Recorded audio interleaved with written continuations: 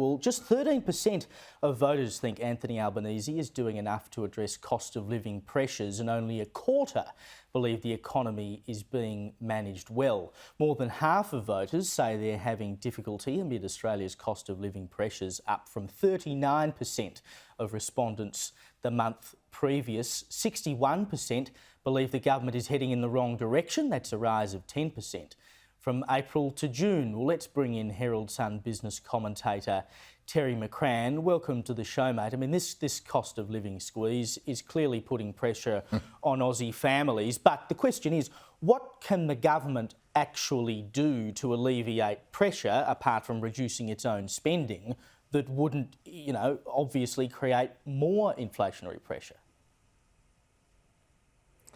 Well, Caleb, nice to be with you. Those figures are pretty damning. After 1.5 years of, coming up for 1.5 years of the Albanese Chalmers government, the voters, people out there, are very clearly unimpressed by what they've delivered to date. And because what they have delivered to date is a lot of pain. That's the blunt reality. I mean, the voters have pinged it exactly right in terms of the outcome of 1.5 years of a government that came in promising to cut power bills by $275 for everyone. Obviously, they didn't promise that would happen immediately, but they did promise that, and there's no prospect in the world of them getting there. That reality is fairly clear. I mean, what the government, to answer your question, Caleb, what the government can do is to stop doing the things which are forcing up prices across the board, forcing up the cost of doing business by making all sorts of things difficult for business to operate most effectively. And most fundamentally of all, Caleb, is to cut the price of power and to cut the price of gas. Now, there is no magic wand to be waved, but what they can do is to stop going down this insane path to destroying the cheap, reliable coal-fired generation on which Australian power has always been based, in this mad, insane rush to try and turn it all into renewables at the cost of billions of dollars.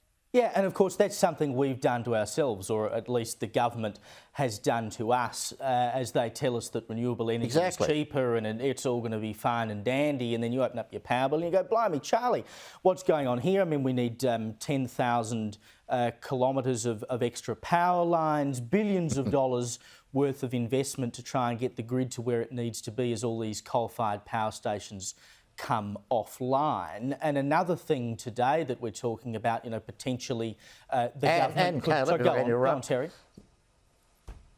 I was just going to interrupt. And they won't contemplate replacing those coal-fired stations with nuclear, which would give you much more reliable power without having to build an alternative second power generation system, which you have to do with renewables. When the sun isn't shining and the wind isn't blowing, you've got to have some other system sitting there ready to take up the slack. The fact we don't talk about nuclear is insane. But another example of something that the government could do to make it worse today, there's fears that the price of eggs could go through the roof to as much as $15 a carton, because the ministers from all the states are meeting this week to discuss the potential of bringing forward a ban on caged eggs from 2046 to 2036. And farmers are saying, well, we've planned for 2046. If you do that, I'm going to have to rebuild all these things. That will necessarily drive prices through the roof and leads to a reduction in the number of eggs that are available in the market.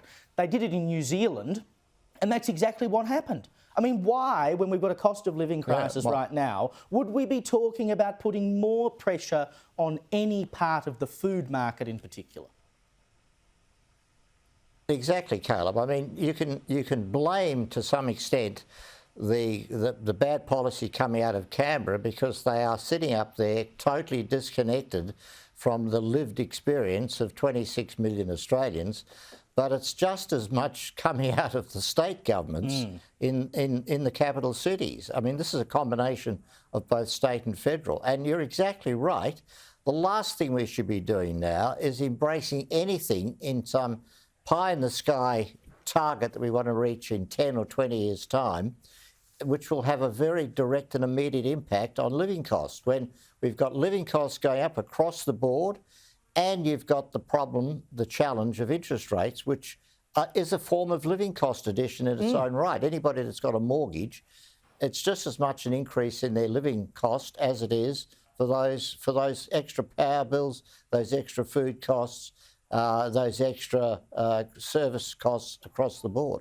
Yeah, and it's extraordinary. I mean, my mortgage repayments, they haven't quite doubled in the last 18 months, but, you know, it's near enough getting to that. And, of course, we know we're hitting the mortgage cliff now. So we've got all these people who are starting to come off of fixed rates and going on to variable rates. The pain that we've seen with the cost of living is only going to get worse. And speaking of interest rates, the Reserve Bank, we know, is up for a shake-up with potentially a new governor being announced in the very near future. It would seem, we had this secret list released last week. It would seem that the Finance Department head, Jenny Wilkinson, is the front runner at this point, Terry? Well, two things, Caleb. The decision has been made, and it's a twofold decision, obviously. And I think the first part was made some time ago, despite the failure of the government to share it with the general public, that Philip Lowe, the current governor, would not be extended. His 7-year term expires in September.